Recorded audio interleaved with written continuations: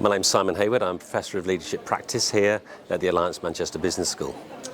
Today we're focused on the whole area of responsible leadership and how being more responsible as leaders of organisations can lead to long-term prosperity, but also a broader, more positive impact on the stakeholders of the organisation, the planet, and the people within it. So looking at ways leaders can embrace greater responsibility in their decision making and how then that plays out in the way the organisations operate in the markets from which they extract value.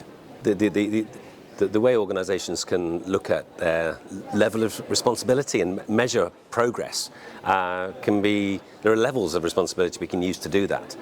So the most basic level is being completely profit-oriented, short-term profit-oriented, which many businesses still are. Then there's the level of doing no harm, which is about being proactive in reducing harm, for example, to the planet or in the supply chain. The third area, the higher level, is do good.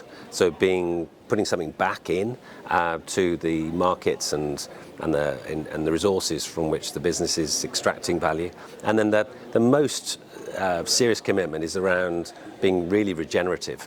Putting back, for example, one of the speakers was talking about taking water from a river for their manufacturing process and putting it back into the river after use cleaner than when it came in. That's really regenerative. I see a lot of organisations seeking to be more responsible, being more of a force for good, but also dealing with short-term challenges such as profitability, high cost bases, international disruption to trade.